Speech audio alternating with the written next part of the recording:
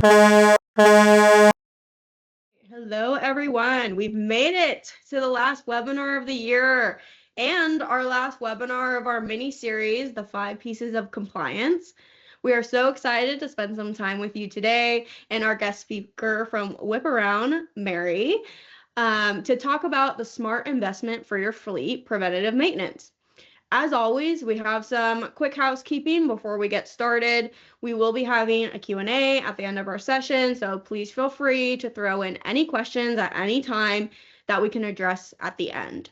Don't feel pressured to write down everything you see. A recording will be made available after our webinar for you to access at any time. So, as 2025 approaches, we all tend to reflect on the good, the bad, and the ugly of our year. As compliance consultants, we do annual check-ins with our customers to see how their operations have evolved throughout the year and what their plans are for the following year. This year, as we talk with our customers, we typically run into the same question or pain points that is among the industry. One of those pain points is regarding the maintenance programs that have been implemented, or really more commonly the lack thereof. Our compliance consultants typically bring up the conversation about preventative maintenance as something we think our clients should invest in. And Mary, as an expert in that space in particular, how would you describe preventative maintenance to someone who may be looking into it as something that they would like to implement into their fleet programs? Yes, so excited to be here, Em. So as far as explaining preventative maintenance, we like to say that this is spending time and money now to save even more time and money in the long run. A lot of people might have heard folks say things like, you have to spend money to make money. In this case, you have to spend money to save money. This is all about catching those items early. And honestly, it's not a choice. We know that we're in a very regulated industry, and it is a DOT requirement that you have preventative maintenance done. So by doing it in such a way that you're identifying and addressing those small issues before they become major expensive failures, you're reducing the cost of your repairs and replacements. We know that well-maintained equipment performs better. Regular maintenance is going to reduce the likelihood of those unexpected breakdowns, which is going to help, halt your operations, lead to that revenue loss. Nobody likes downtime, but the thing about preventative maintenance is at least you're scheduling the downtime. You are choosing when you're going to be losing that money, and it's at times that make the most sense so that you can get your fleet back out on the road while keeping everybody safe and happy. Right. So choosing that time instead of being forced to take that downtime, it's a little bit of a lesser evil, right? It's inevitable, right? Think fleet maintenance, it's inevitable, but being in control of that time could probably really help. So you also mentioned a lot about the cost of repairs, and money talks, right? So how can preventative maintenance help increase that profit margin for companies? Can you expand on that? Yes. Preventative maintenance is so important because sometimes it does feel like reactive maintenance is the default. It's easier. You know that it's guaranteed time and money in the shop, and it's very easy to get very short-sighted. But we've got some really powerful numbers here. Over the last couple of years, we're seeing repair costs. Now, those are repair costs, not preventative maintenance costs. Those repair costs have gone up on average around 2%. The cost of an accident, it's going to be over $5,000. Now, of course, sometimes when you talk about preventative maintenance, people don't always want to jump to an accident. It's not always just an accident happening. It can be an engine failure. It can be a brake pad going out. It can be any of those items. Those are all going to then be reflected into the costs that you're going to have related to single vehicle breakdowns. Here we're showing those numbers that I feel really resonates with anybody in fleet maintenance. They're seeing these exact things. You're looking at around $3K in lost revenue, towing expenses, repair delays, and more. So we're seeing rising costs across the board. Being able to address those and find times when they make the most sense is one thing, but repair costs are always going to be more expensive than your preventative maintenance costs. It is the difference between going to the dentist every 6 months or going once every few years and all of a sudden having to spend a ton of money on extractions and things like that. These are the costs that we have in our lives. At least with fleets, you've got the ability to control it a little bit more. Yeah, those are some pretty impactful numbers. as an industry that often operates on thin margins, insight on how reactive maintenance, which seems to be the common practice, can actually be pretty pricey for a company. Monetary incentive speaks volumes, and in talking to the industry, it's always something that is brought up. You probably face similar hurdles as we do with the transportation industry and the adoption of technology solutions. Many companies are still utilizing a spreadsheet or paper filing system that really is probably not as robust and efficient as it needs to be. We face this constantly when speaking to our industry about our driver file management software. What are some of the main gaps that you and your team come across when fleets come to you and say, I'm using a paper system, or, oh, everything is on a spreadsheet? Yeah. So with digital inspections, with digital preventative maintenance, there's not that loss of data. There's a lot more accountability. With our digital solution, you've got the ability to set it up to where your driver gets a reminder. Now, a proactive reminder. Hey, don't forget to do your inspection. I always like to tell the folks who report to me on my teams, if you don't have a trigger for something, you don't have a reminder for something, there's a good chance you're going to forget it. Now, of course, we know that the DOT compliant fleets, that it is part of the regulation. So the assumption is, well, they should remember to do it. Unfortunately, that's not really how human behavior works. So we like to look at it as it's giving that accountability. We're giving reminders. We're then also giving notifications to your fleet managers, letting them know, hey, this driver did not complete their inspection this morning. We're also having it where when they do complete those inspections, we're seeing those great behaviors where they're coming through and completing an inspection and pushing back information about defects. There is instant communication. Imagine as a driver how much more likely you are to say, hey, there's an issue with my vehicle. If you know that the moment you hit submit on that inspection, it's pushing back to the folks in the office. You've got that feedback loop where things are changing, where you've got better vehicles. Your vehicles are more comfortable for the driver, and it's not sitting on that driver in terms of responsibility if they get pulled over for a roadside inspection. Having that visibility across the board, making everybody accountable, one of the things that we see is that there's a real change in behavior the moment you go to a digital solution. Accurate records, speaking of, those folks that come in on spreadsheets or on paper, we see a lot of companies like that. Across the US, I believe around 80% of the trucking companies are actually considered small businesses. So not everybody's a massive company that has a main operation center. A lot of times these are smaller companies, and you can implement digital solutions very quickly no matter the size of the company. I have seen real world examples where a vehicle wasn't inspected for a year because somebody accidentally hid a row within a spreadsheet. One of the wildest ones that I saw when I first started working for Whip Around was a customer coming on who had been keeping all of their preventative maintenance stuff on a whiteboard, and somebody came in and leaned against it and wiped out a bunch of information. Oh, Of course, you no. can go find this info again. It's not impossible. But having that information that's there, it's accurate, nobody can go in and adjust it. You're not counting on somebody not fat fingering it. It just makes it a lot easier across the board. And all of the inspections can be fully tailored to your assets as well as those preventative maintenance programs. What do you need to be reminded on for this vehicle? What does your driver need to be reminded on for this particular inspection? Having all of that done digitally, it just makes it a lot easier across the board. And we make it easier, people are more likely to comply with whatever it is we're asking. Great. Yeah. Bringing up the gaps that your team is finding when you do your discovery process with your prospects, the clients, and just talking to the industry. It kind of brings up some potential gaps in not just compliance, but the potential risk increase that faulty systems can have on a company.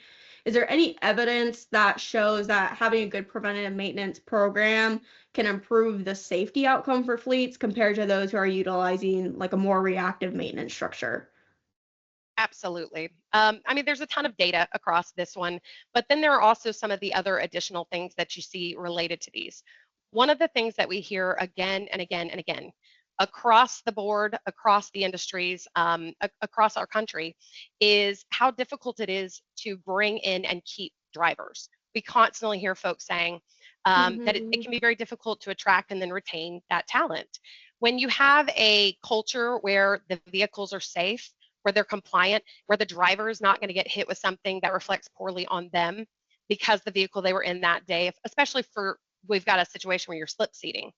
Even though you might be taking great care of your vehicle, If you're in a new vehicle day after day, it's always going to be a little bit different. So setting up a culture of safety and compliance, these are the things that really help those drivers. Yes, you are asking them to complete these digital inspections. We have found that our drivers end up really enjoying it. We've got a lot of really great outcomes. I love to tell the story about a company we have where when they implemented our solution, that driver took a photo of the fact that there was a spring sticking out of their seat. That driver will always be a fan of a digital solution because as soon as they reported that within their inspection, it got fixed. And it'd been that way for a year. So being able to bring on that top talent and then keep them, that is wildly important. And I feel like it's one of those that we don't talk about enough. Anybody who's dealt with having downtime because you don't have the drivers on hand, know how important that is. The reduced fines and violations, though, these are the real world numbers that matter a lot of times to our management. These are the numbers that can roll up where we're saying, hey, we're getting less fines, we're getting less violations. We always talk about the BLT, those most cited items, those brakes, lights, and tires. Those are safety items. Those are also the areas that the DOT is going to come down hard on. Being able to have that culture where you're consistently inspecting, repairing those items, pushing those vehicles out, knowing that you're putting them on the road and they are the safest they can be. It's also reducing that accident risk. You're getting your improved CSA scores. For the folks in the offices, that means that they're always audit ready. You're not nervous. You're not wondering, am I going to be able to grab all of these paper sheets from drivers? Everything across the board, there's a lot of visibility and transparency, which is wonderful. We like to say it should be an organizational mindset. It is one of those things that with our implementation folks, we always say to our new customers, your implementation manager is almost going to be like your personal trainer when you join the gym. They are going to help you find those ways to make that organizational mindset and walk you through that change management. Because just like joining a gym, it's one of those that if you're not going, you're not doing it, it doesn't have the impact. But if you make those big changes and you build this entire culture of safety and compliance, it really becomes life-changing, or in this case, company-changing for those customers that we see.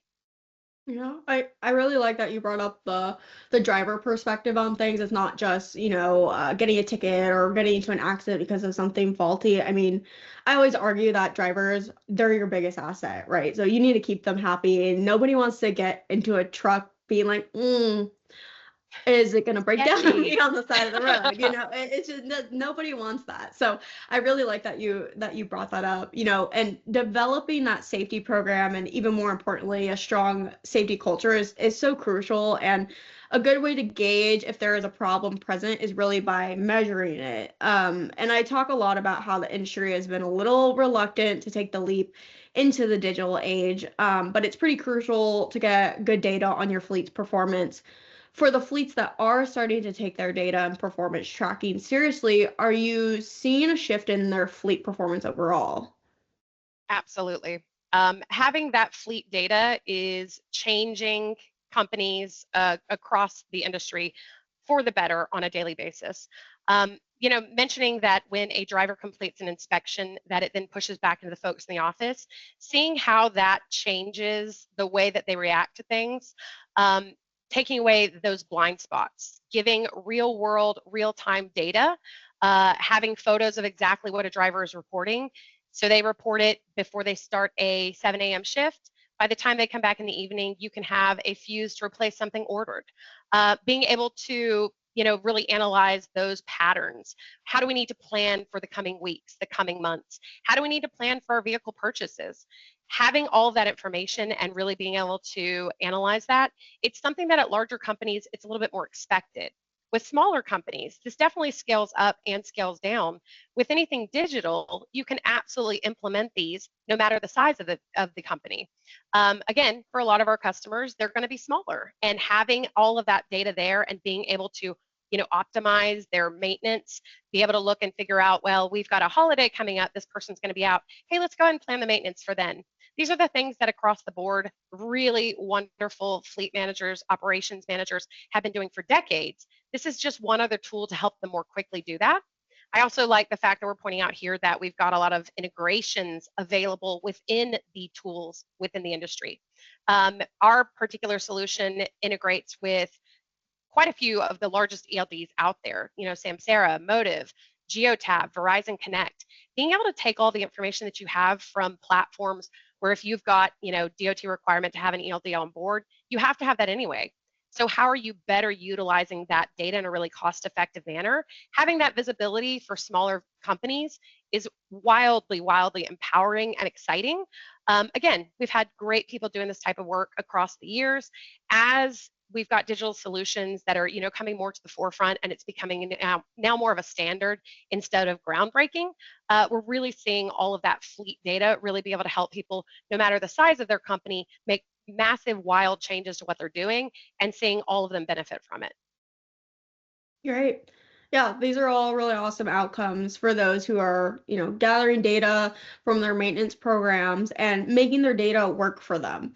But I can imagine that even with the proof of the positive influence, making a change is especially when it's viewed as pretty large, can turn many companies away. Again, the industry is go, go, go, go, go. That none of us have a minute to sit down and breathe, right? So, not a minute to waste. Many times changes don't really provide an ROI on for months and sometimes even years because of the implementation process.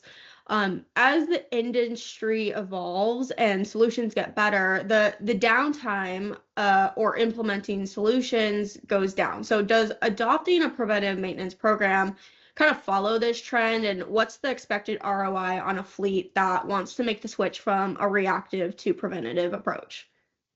Yeah. That is a great question. For us, it is all about ROI, especially at a time when people are really trying to buckle down and they might be looking at the number of solutions, the number of costs that they've got, and try to figure out ways to trim. We always want to be one of the best deals that you have. If you've got a digital solution, you want to see that return on your investment pretty quickly. Preventative maintenance, we know that the big thing here is going to be that vehicle uptime. Again, mechanical things, they break. It's how it is. Any of us who have gone out and had, a vehicle breakdown, never happens at those convenient times. So having that vehicle uptime up and running when we're not talking about just, hey, I'm late for dropping my kids off at school or for making it to the office, but hey, I'm late on a route that was difficult to get and we want to keep. Or this has, very set standards in terms of when this delivery is going to be made. Having that vehicle uptime improved and very quickly with those preventative maintenance solutions out there, that's one of the things that we see the most excitement around. Again, we kind of look at preventative maintenance where it is a little bit of you have to spend money up front to save money in the long run, making sure that you've got that ability to see what those reduced costs are. Depending on the type of fleets, it can be very easy to see. We've got a garbage truck where they started doing inspections behind the blades, we always say, where there would be, build up behind these blades, and replacing the blades on those vehicles, massive pieces of equipment out there, was 20 to 30,000, and they were replacing them 2 to 3 times a year, just because people weren't taking photos behind those blades. So being able to see very real world solutions, depending on what your solution is, those costs are such an immediate changeover. Sometimes if it's just the regular preventative maintenance where we're saying, hey, PMA didn't get done and it got missed. Those are the things that companies will sometimes look and say, well, does it make sense to trim money here?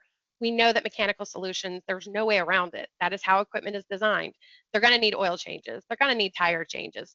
You're going to need somebody to look at your brake pads. And on vehicles and equipment, the size and scale and cost of what we are working with within our industry, it makes all that much more of a difference. Of course, it's going to extend the life of the vehicle. Once you spend all that money on an asset, what you want to do is keep it around as long as possible. This is how I view my first personal vehicles. I want the most reliable on the market because I want to drive it until the wheels fall off.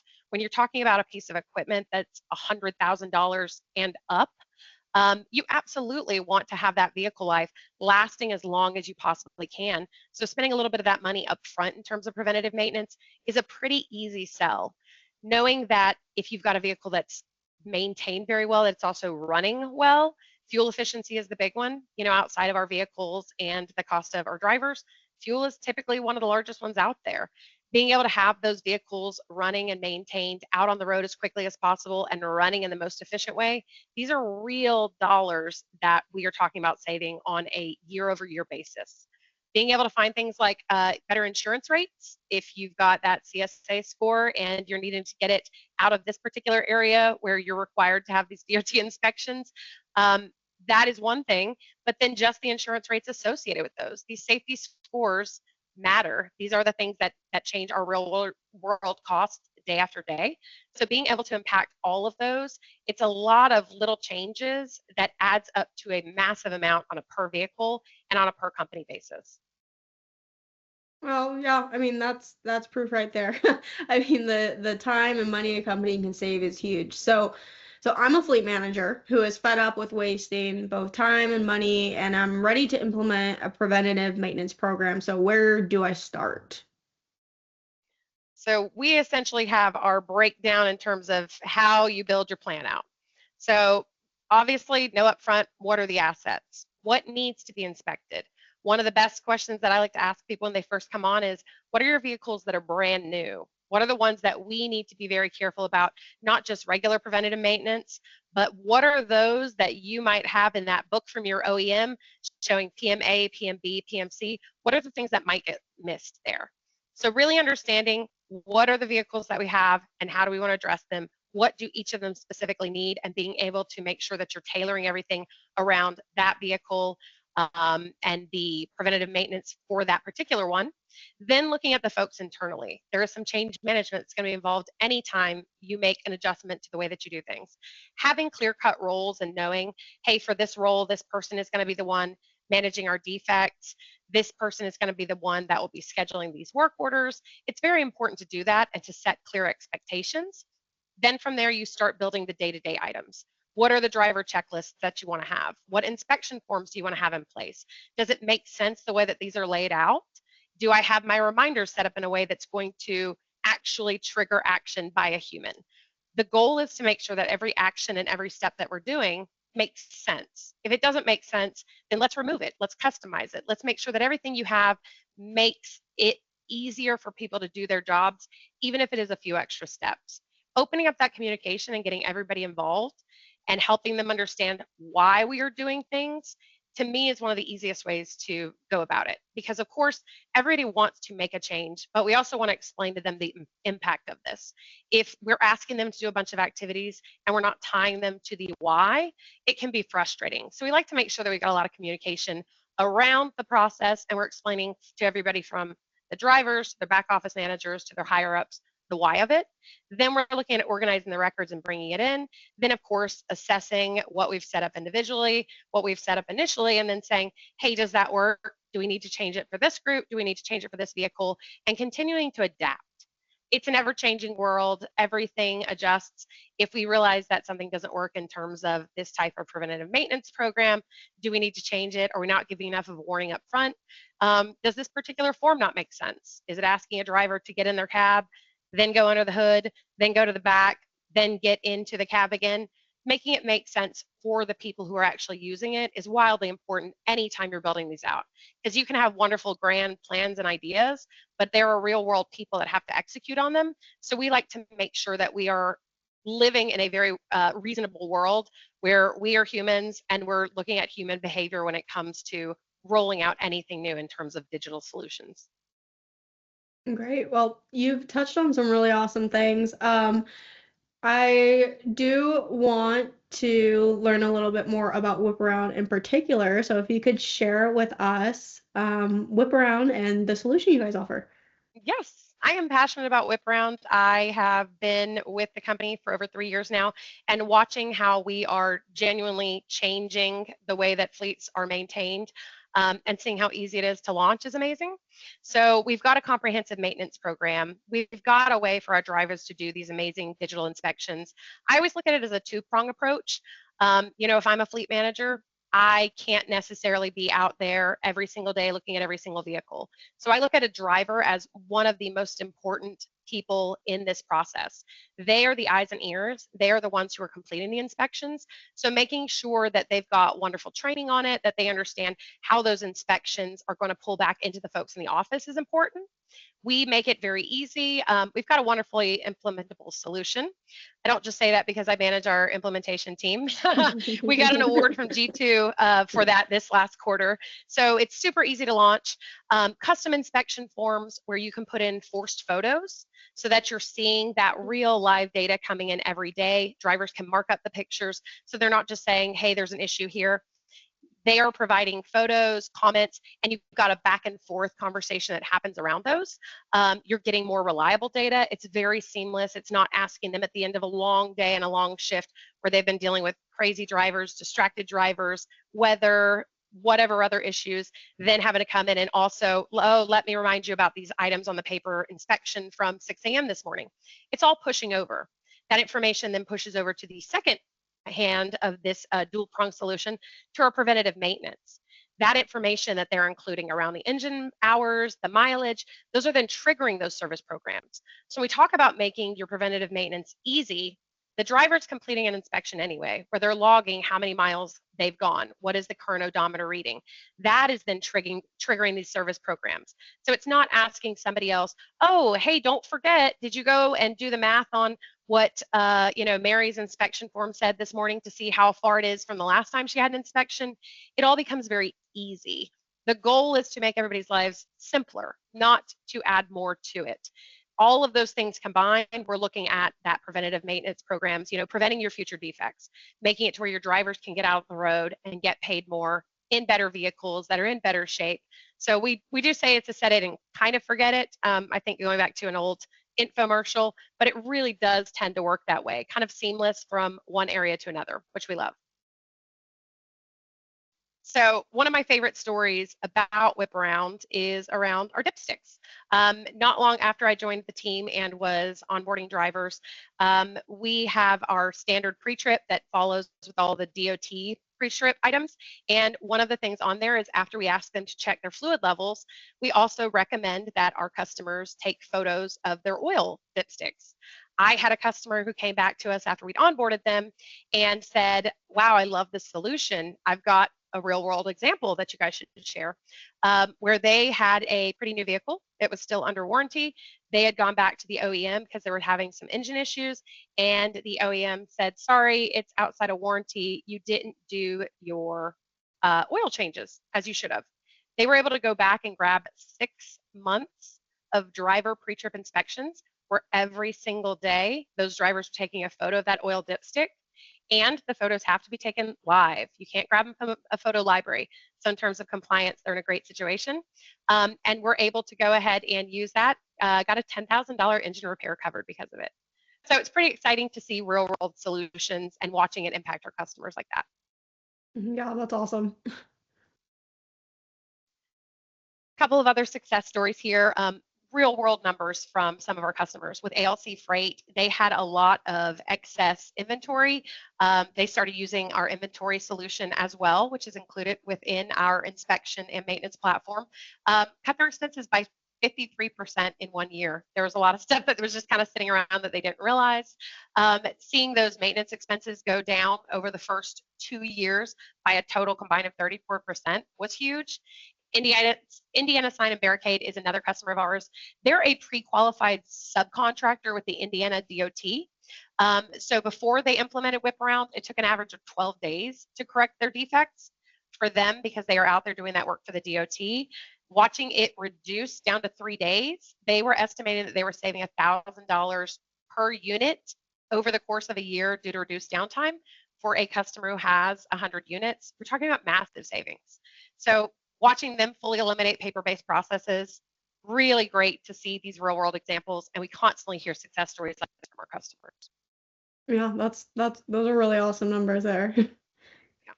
And wanted to call out that Whip Around now offers a fixed unlimited solution for a company like, the Indiana Sign and Barricade, where they're constantly growing. This is one of those that we're really excited about, where you can sign up for one fixed price and then add or remove any number of assets that you'd like. We have had a focus on looking beyond the vehicle. A lot of people are not just inspecting trucks. You have other pieces of equipment. You might have facilities. We like to look at it as This is anything that you want to inspect and maintain on a regular basis. You can wrap it in. We've had a ton of success stories with this. A lot of our customers have really been impressed by the cost savings they're seeing with this, as well as how they are able to kind of wrap out this digital inspection solution beyond just, hey, it's my on-the-road trucks. What else can we inspect? Where else can we save money and take advantage of the fact that we've got this that's already part of our everyday process as is?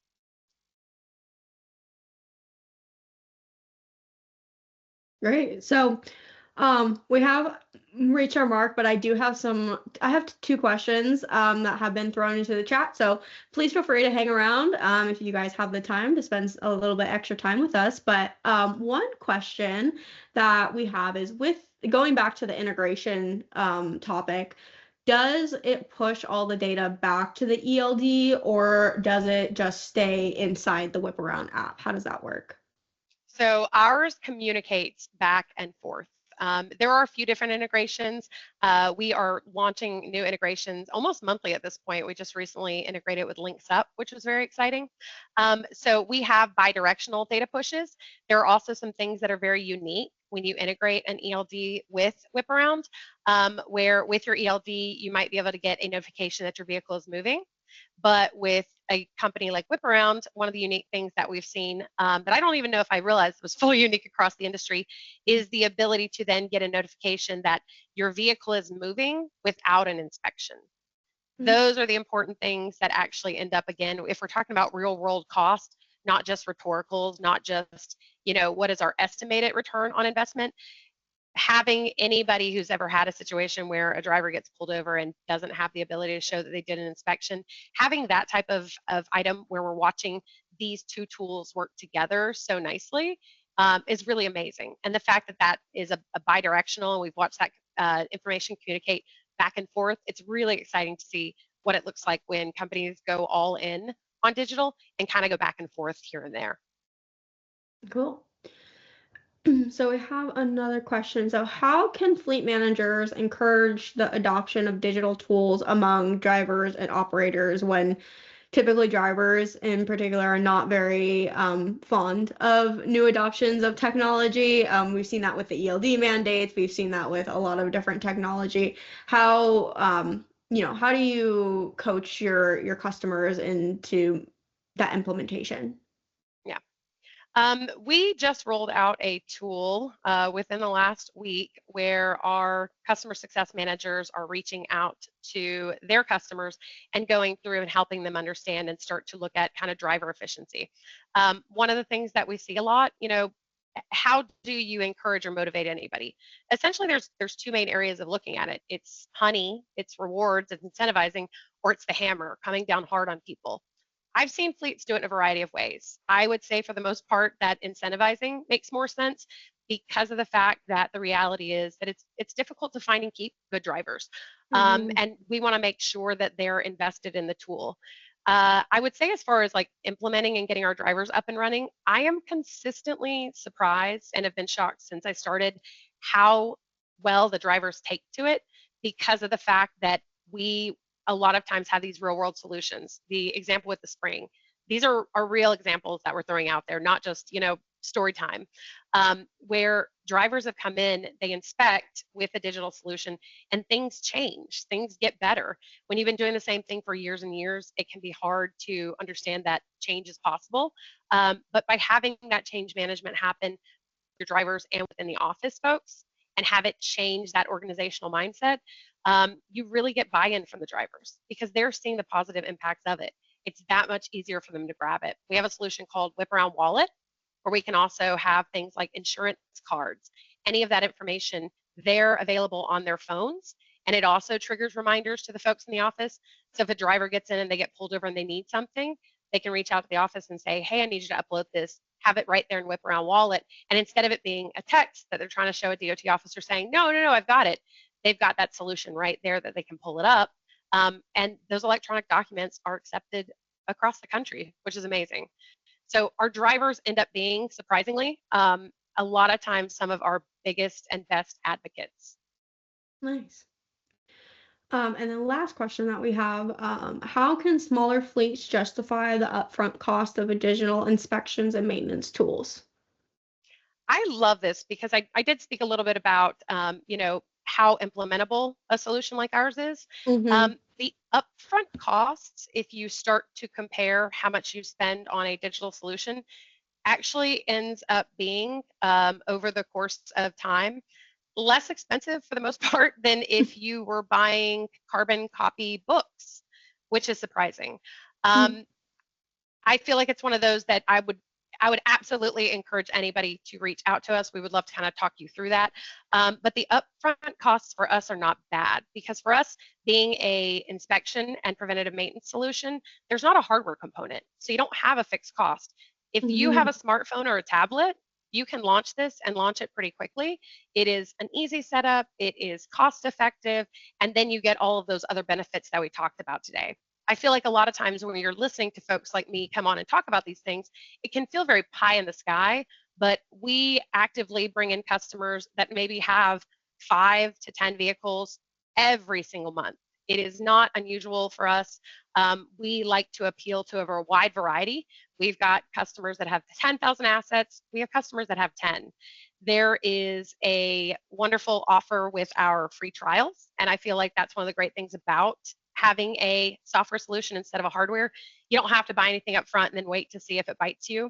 You can go ahead and spend that time trialing it. And honestly, anybody who would be interested and thinks, hey, this might be a great fit for us, we would love to talk to you. Like I said, I've been with Whip Around for 3 years, onboarding customers, onboarding drivers, and love to see how we can change lives. So I am a little bit of a Whip Around nerd and a digital inspection nerd. I'm very passionate about it because we do see the success stories. It's great to Yeah. see how it can impact fleets, large and small. It makes coming on to webinars to talk about the solution a lot easier when you actually like what you do and like the solution that you provide and stuff. Um, You don't feel like a so snake oil salesman. I'm like, hey, I yeah, promise this actually works, guys. yeah, exactly right. I feel the same way about our driver solution. We're super passionate about helping the industry. The money will come, right? But if you have a solution that's a solid solution, I mean, at the end of the day, that's what the goal is to help the industry. And back to that small fleet topic, it's maintenance and vehicle breaking down doesn't discriminate by your fleet size, right? And if anything, the smaller fleets are probably hit a little bit harder because they don't have those extra vehicles on hand usually, from what we've seen. So yeah, that's great insight. Yeah, and And not only not just the spare vehicles, but also the spare people. Um, mhm. which that might sound funny, but I'm sure anybody who's working at a smaller company knows exactly what I mean. This You might not be in a situation with a smaller company where you have a fleet manager and an operations manager and a director of Right. safety over here. You might have 3 or 4 people that are doing the jobs of 10. Yep. The renaissance men and women that I have seen across trucking, both here and at a previous company, these are folks that are doing 2 jobs on a regular basis and doing them well. So Hmm. having something that does a lot of the work for you and is not a huge upfront or ongoing cost, it's a solution that makes the most sense. I feel like at this point, years being in the business, we've developed a pricing model where we feel like it's fair. And the fact that we're still, like I said, on an almost weekly basis, signing up customers in that 5 to 10 vehicle space tells me that they agree. Great. Well, amazing. Thanks again, Mary, for joining us on our last webinar of the year, wrapping up 2024 with a really awesome webinar. I know you're wondering what to do till our next webinar, so head on over to our LinkedIn, YouTube, or visit dqmconnect.com to check out the recording and even our previous webinars. Special thank you again to Whip Around for being such an amazing partner and guest speaker. Happy holidays and Merry Christmas to everyone. We will see you next year. Stay safe, stay compliant, and always keep driving success. Thank you, everyone.